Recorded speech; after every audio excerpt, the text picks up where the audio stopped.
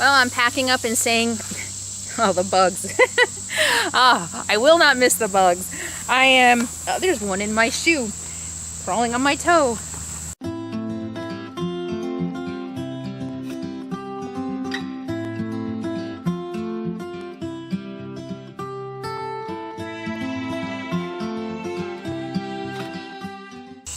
Well, I'm packing up and saying goodbye to another camp. And I've said before in other videos that some camps are special and you almost don't want to leave. And this definitely is going to go down in the history books as one of my special camps.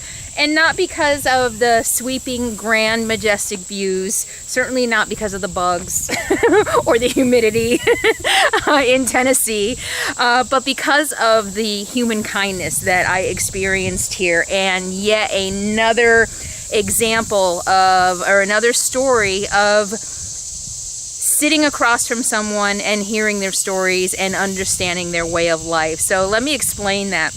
I am on Catoosa Wildlife Management in Crossville, Tennessee. I was here for about a week and I went and moved. I went to Chattanooga for a while and then I came back, and I've probably been here about 5 or 6 days again, watched the eclipse here. And as I've said before, the public lands in the southeast are interspersed with private property. That makes sense, right? There was a lot of private property, a lot of old family farms and things like that that eventually got sold off to the state and set aside for public use. Well, that is the case here. This is all, I am literally surrounded, except in the actual wildlife management side, by private property. I met a couple of the residents who came by my 3rd or 4th day here and pulled up outside, and I love what Southerners do. They pull up outside and honk the horn and wait for you to come out, which is really nice. You know, everybody who lives in an RV, the RV community knows that just kind of going up in the middle of nowhere and knocking on somebody's door, you just never know what you're going to find. We're used to our privacy. So they honked and I came out and said hello. They have just been so kind and warm and welcoming. So Donnie they own several hundred acres behind me. I can't see them. And they have a lake and everything, they said. This used to be his grandmother's land, he said. And as I've walked around, I've found different clearings that used to be farms, used to be houses. They were cleared for cattle and livestock. And he and his wife have just been so amazingly kind. I can't believe it. I feel like I've been camped in people's backyard, but they have been so warm and welcoming and pleasant. Of course, I told them why I was here, and they came up and they mowed this path for me. I set up my screen room, and they were worried about me walking through the high grass about getting chiggers, and I hadn't really noticed it, but he brought his lawnmower up the next day and mowed a path all the way around my RV, all the way to my screen room. And just wow, really? So I mean, I've told them, and his wife and his daughter go for a walk every night, and they've been so nice, and they said, well, we hope to see you again. I'm like, with this hospitality, I don't want to leave. I might come back. And then one day they came up and brought me a bunch of stuff that they had picked from their garden, zucchini and fresh tomatoes, and they have just been so wonderful and kind. I just can't believe it. Just for them to go out of their way for a stranger like me with California plates. And I've said before that I wondered how people would greet me, or what people would think about the California plates. When Donnie came to mow for me, we got to talking a little bit, and he said a couple things that just really, you all know by now what a lot of my views are on social issues and political issues and things like that. What a lot of you don't know, those who only want to see the negative, is that while I might label myself a certain way, or you might label me a certain way, I am still open-minded enough to listen to other people's stories and to try to understand where our differences come from. And in this case, Donnie talked about he grew up on his land, his family. He said, oh, we're all kin around here, and I love their accents. Everybody around here is family. And I witnessed in town all the growth and the urban sprawl and million-dollar homes and gated communities being built and new roads being built. And he talked about this, and he talked about how all these people are coming in and they're wanting to change everything, and if it was so great where you came from, then why didn't you just stay there? But instead you want to come in here and you want to change everything. And my property taxes are going up, and sure, that might be fine for you if you only have half an acre, but if you have hundreds of acres, it makes a big difference. difference. So if you like it so much, the ways of your life and your former life, then why didn't you just stay there? Wow. Who can argue with that? I call myself a liberal. He probably calls himself a conservative. But I think what we can agree on, and what I heard, is that you can live however you want to live. I don't care. But don't come into my home, don't come into my town and tell me that I have to live your way. Who can't understand that? Sure, I don't want to get into a big political debate about equality and rights and what's been going on in Charlottesville. Don't want to get into a big debate about that. What I heard is live and let live, which for me, as a progressive, that's all I ask. You know, just live and let live. I can understand where he's coming from. He's like, I have lived this way. He's afraid that his way of life is going away because people who don't like life in the cities are getting sick, people like me, right? Who are getting sick of life in the city, and the crowds and the expenses are coming into these small farm communities and saying, okay, we're going to set up shop here, and now you have to live the way I want you to live. You know, no, I don't agree with that. I agree that he should be able to live his life his way. And like I said, I don't want to open a can of worms because there's a lot that goes into that. There's a lot that goes into that. My point is, I understood him. I understood what he was saying. Do I agree with maybe the underlying message there? Maybe not. But I do understand. I do understand that he feels like his way of life is threatened, and what I met are two extremely giving, caring, kind, three, actually including their daughter, three giving, caring, and kind people who just want to be left alone to live their lives their way. And who can fault them for that? Isn't that what we all want?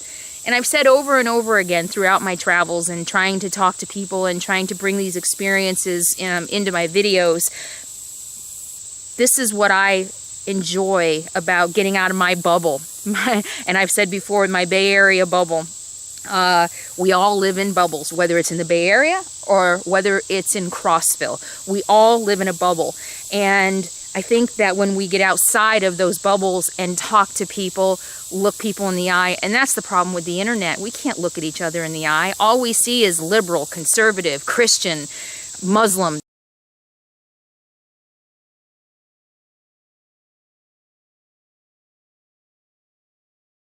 And then we're immediately on the attack because of the preconceived ideas about what those labels bring. I get preconceived ideas all the time about what liberal means, about, you know, I talk about how I don't need a man in my life, and I get shunned for, I'm unsubscribing because you're a feminist. So I think that if we maybe looked past the labels and maybe even stop labeling ourselves, then we can, again, I say this all the time, that we can find common ground. And we can find that really the bottom line is we all want the same things.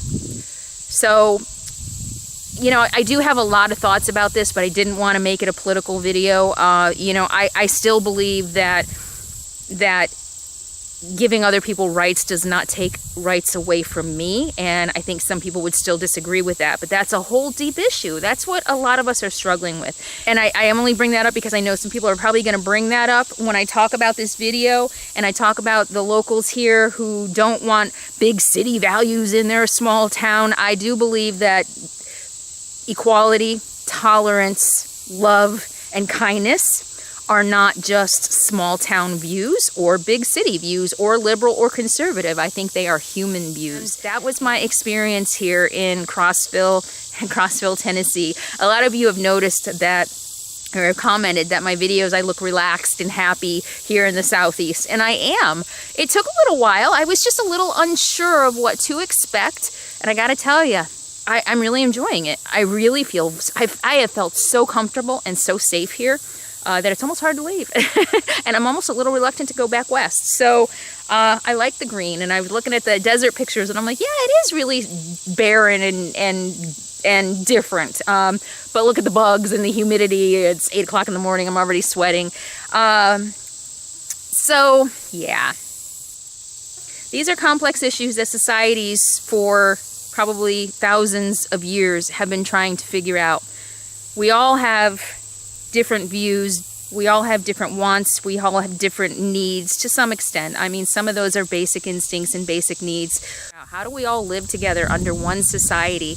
And I studied a lot of political philosophy in college, Hobbes, Locke, Rousseau, social contract stuff, you know, things like that. And these are problems that political scientists and sociologists and historians have been trying to figure out for a very long time. And the fact that we haven't figured it out yet is okay. It's part of human evolution. Maybe we'll get there. Maybe we'll continue to have wars and instances like in Charlottesville recently. And I think that's all part of the process to getting us where we are meant to go. I hope personally that the future holds more peace, more tolerance, more love and kindness for everybody. And but I think in the meantime, I think we're going through growing pains, and it's sad to see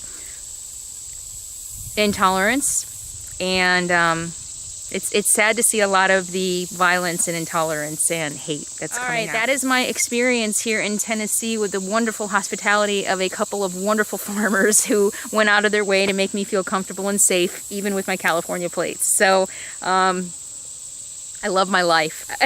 I'm feeling so tremendously grateful today for the life that I have, and that I get to experience the kindness of two wonderful people like this who, if we met on the internet, probably would have been at each other's throats. Something to think about. Getting ready to hit the road and on to a new location. I'll talk to you next time. Be happy, be free, and be kind. I'll see you down the road. Bye, pretty spot. Thank you for the hospitality. Really nice time. Hit the road? Wanna go, bud? What do you think?